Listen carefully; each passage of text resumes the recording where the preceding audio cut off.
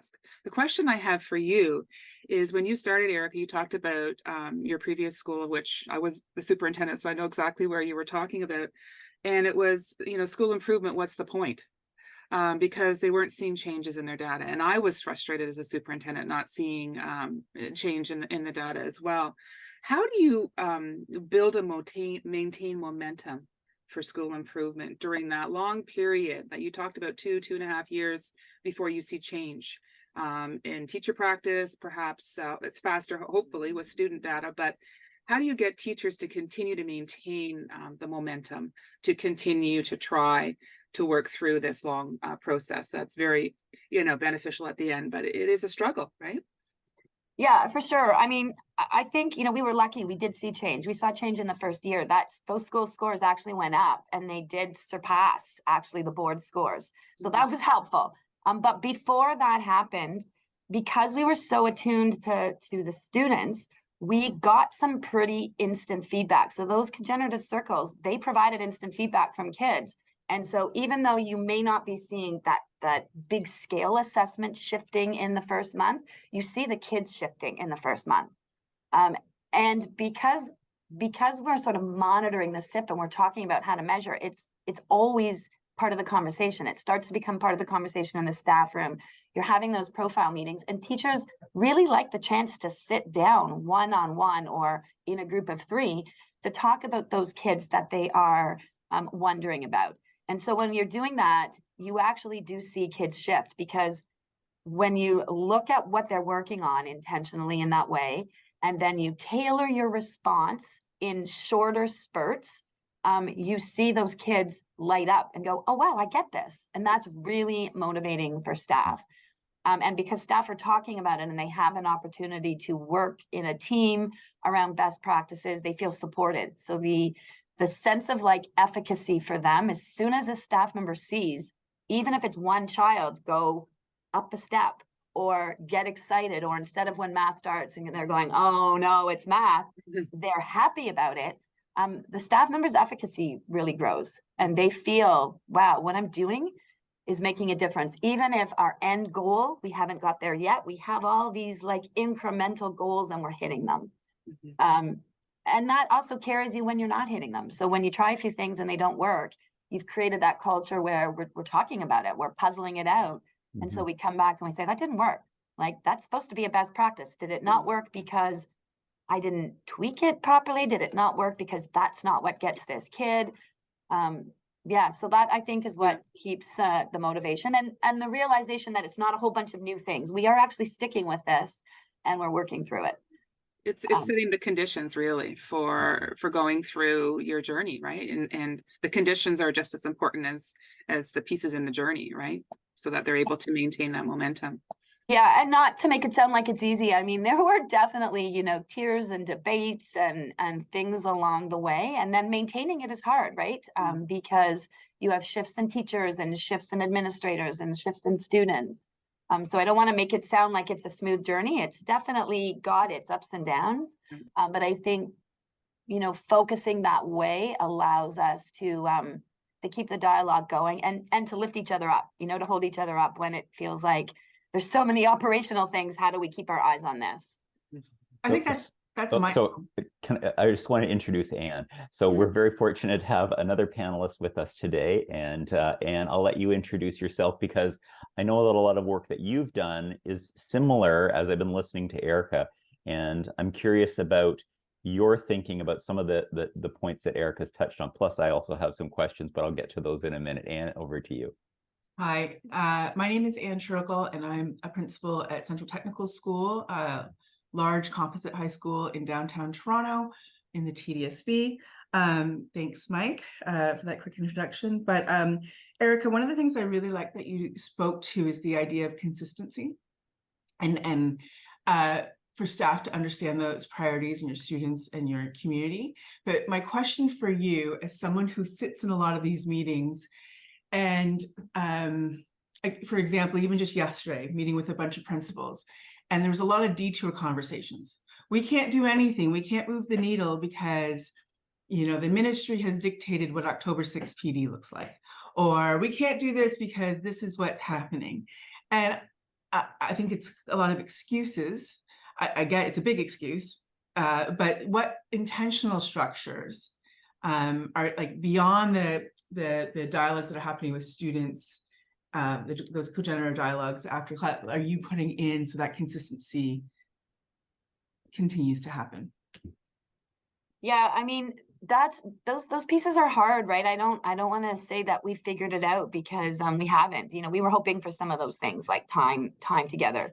But I think, you know, when we think about how adults learn, there's lots of ways to keep these dialogues going. So we were lucky, we were able this year to build in some PLC time. It's not a lot. It's, you know, 30 minutes twice a week for groups of 3. But actually, when you're just taking a look at, you know, how do we get student feedback about that, or how do we do this, that 30 minutes can actually be really productive because it's very focused. You know, we do put a huge chunk of our budget towards release time for staff. You know, we've had to make cuts in other things that we might have liked, but I think what we're always asking is, how does this align under our SIP, and are we going to get what we hope? So if we're putting money on digital, you know, reading things like Reading A to Z, for example, and we find most kids aren't using them and most families aren't using them, can we redirect that money so that staff have the time to really dig into SIP and professional learning?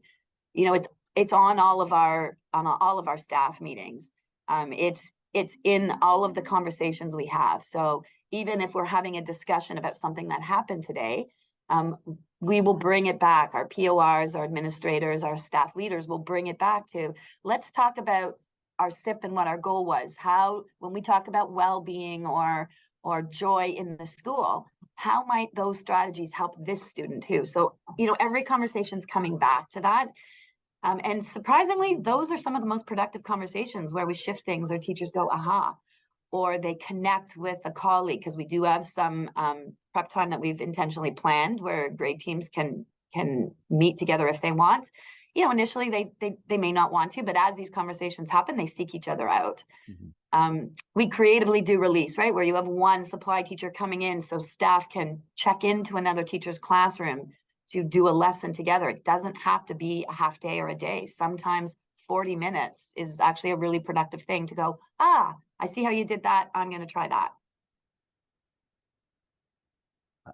Thank you, Erica. I have a question, and my question is something that you both have kind of touched on, and I want to kind of get to Anne's journey a little bit in a minute, because we're a little bit pressed for time. But Erica, the question that I wanted to ask you is, you mentioned that your school is really focused on your SIP. You talked about engagement. You talked about the feedback loops and so on. When teachers go away for PD and then come back, how do you help them to ensure that what they are doing is actually going to make an impact on their practice maybe 2 years down the road? You know what I mean? Like, there's a lot of noise in our system. There's a lot of things that people can't or struggle to facilitate how this is going to work for us back at our school at Regal Road or what have you. So yeah, I mean, that's also not a perfect science for us. That we're still trying to figure that out.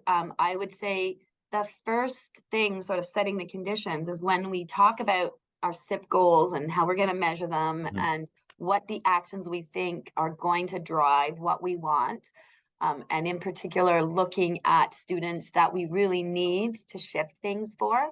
You know, we're asking ourselves the question, what is it about? And I'm going to credit the author, it's Cornelius Minor, and we've got this, who put this bug in our ear. But how is it in the way that we do school or expect students to do school that's not working for these students? And how do we make small shifts?